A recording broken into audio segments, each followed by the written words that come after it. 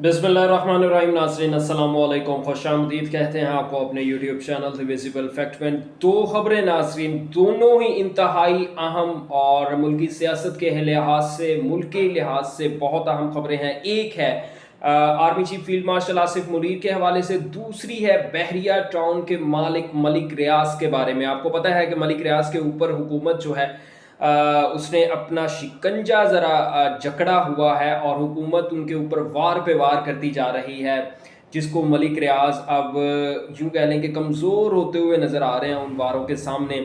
लेकिन कब तक होता रहेगा, हुआ क्या है, ये आपके साथ हम लोग डिस्कस करेंगे कि मलिक रियाज के ऊपर एक कौन सी नई मुसीबत जो है वो जनाब आ गई है। मलिक रियाज ने इतनी मेहनत के साथ और जितना पैसा उन्होंने पाकिस्तान के अंदर बनाया है, जैसे भी बनाया है, लेकिन पाकिस्तान के अंदर उन्होंने जितना पैसा बनाया है, लगता यूं है कि वो सारे का सारा पैसा जो है वापस पाकिस्तान की हुकूमत को देने के लिए तैयार हो गए हैं और अपना सारे का सारा सेटअप जो है वो दुबई शिफ्ट कर रहे हैं।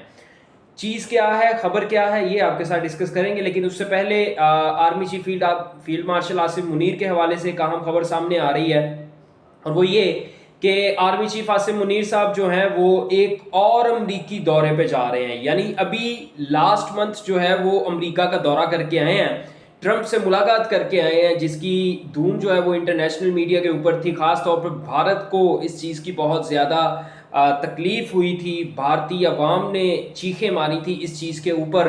अब फील्ड मार्शल आसिफ मुनीर साहब जो हैं वो दोबारा दौरे पर जा रहे हैं अमेरिका के। पिछली मरतबा जब अमेरिका का दौरा करके आए थे तो भारत के ऊपर 50% टैरिफ लगवा दिया। अब दौरा करके आएंगे तो पता नहीं भारत का क्या हाल होगा। जनाब, ये दावतनामा आया है, ऑफिशियल सरकारी दावतनामा मौसूल हुआ है आर्मी चीफ को। सेंटकॉम के चीफ जो हैं वो रिटायर्ड हो रहे हैं, उनके जो इंतकाल इक़्तिदार है, यानी कि पुराना चीफ जाएगा, नया चीफ आएगा।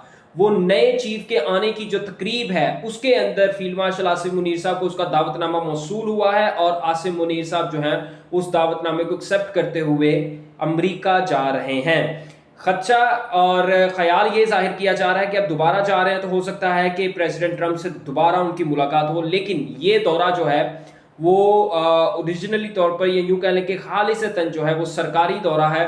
उनको उनके एजाज़ में जो है वो ये दावतनामा दिया गया है। लग यूँ रहा है कि आसिफ मुनीर साहब से डोनाल्ड ट्रंप की जो है वो अच्छी खासी दोस्ती हो गई है, और पिछली जो मुलाकात हुई थी उसके अंदर कुछ ऐसी चीज़ें हुई हैं, कुछ ऐसी डील्स हुई हैं, पाकिस्तान के कुछ मादनी ज़खायर जो हैं वो अमेरिका के हवाले किए गए हैं, जिसकी वजह से ट्रंप साहब जो है वो पाकिस्तान के ऊपर इतना मेहरबान हो रहे हैं। मेहरबान क्या होना है, इतने मेहरबान हुए हैं कि इंडिया पे 25%, हमारे ऊपर 19% टैरिफ लगा दिया, जो कि पहले 6 से 7% टैरिफ था, वो 19% कर दिया। खैर वो एक अलग बात है, लेकिन जोग्राफियाई लिहाज से ये चीज़ एक बड़ी अहम है। अभी रिसेंटली जो है वो इमरान खान के बेटे दोनों जो है वो अमेरिका का दौरा करके आए हैं, और उसके फ़ौरन बाद जो है वो आर्मी चीफ का ये दौरा खासी अहमियत का हामिल हो सकता है। इमरान खान के बेटे जो हैं उन्होंने जब अमेरिका का दौरा किया था तो उन्होंने काफ़ी कांग्रेसमैन और जितने उनके आला ओहदेदार थे उनके साथ मुलाकात की थी, इंटरव्यू भी दिया था टीवी को, तो वो अपनी लॉबिंग करके गए हुए हैं।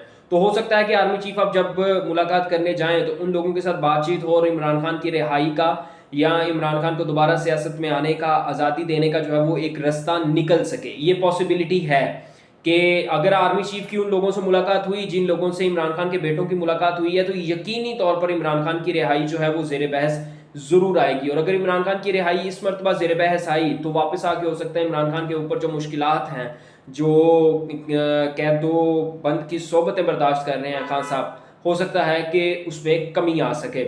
अब दूसरे नंबर पे जनाब मलिक रियाज साहब हैं। मलिक रियाज के हवाले से आप पिछले 3-4 दिन से मुख्तलिफ खबरें सुन रहे हैं। पहले हमने आपको खबर दी थी कि उनकी जायदाद जो है वो नीलाम होने जा रही है।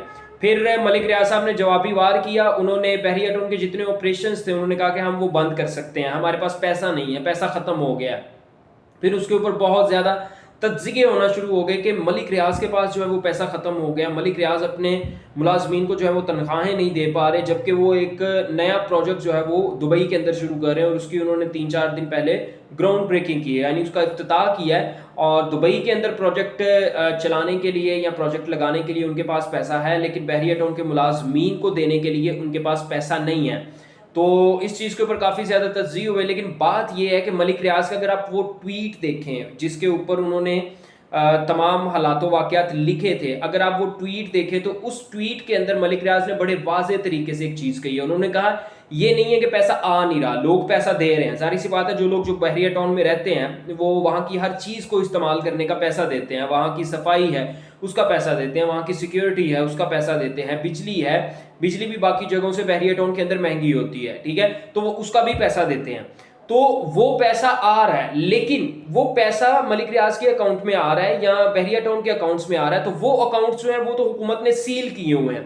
اب ان اکاؤنٹس میں سے جو ہے وہ پیسہ باہر نہیں نکل رہا، حکومت نے وہ اکاؤنٹ سیل کر دیے ہیں، جس کی وجہ سے پیسہ اکٹھا نہیں ہو رہا، جس کی وجہ سے مشکلات آ رہی ہیں بحریہ ٹاؤن کا آپریشن چلانے کے لیے. بحریہ ٹاؤن کا آپریشن کوئی چھوٹا آپریشن نہیں ہے، بہت بڑا آپریشن ہے. لاہور میں ہے، کراچی میں ہے، پھر اس کے علاوہ پشاور میں، پنڈی میں. تو بحریہ ٹاؤن اٹ سیلف ایک مہنگا پروجیکٹ بھی ہے، تو اس حوالے سے اس پروجیکٹ کے اخراجات پورے نہیں ہو رہے تھے، جس کی وجہ سے ملک ریاض صاحب نے یہ کہا تھا کہ ہم لوگ بحریہ ٹاؤن کے آپریشنز بند کرنے جا رہے ہیں.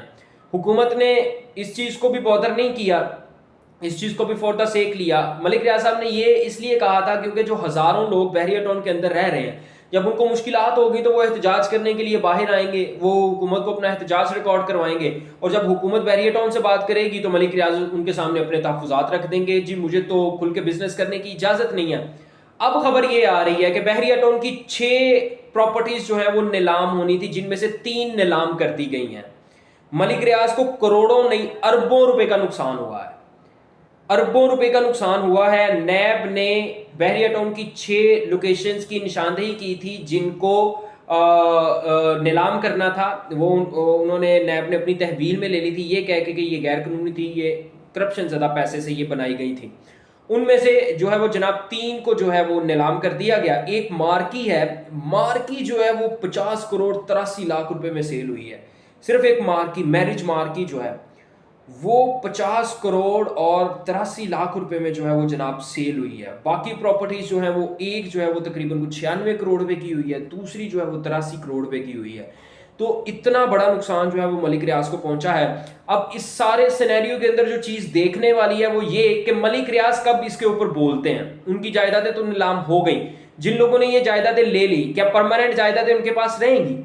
کیا ملک ریاض کے تعلقات جو ہیں وہ ہمیشہ اسٹیبلشمنٹ کے ساتھ اسی طرح کے رہیں گے؟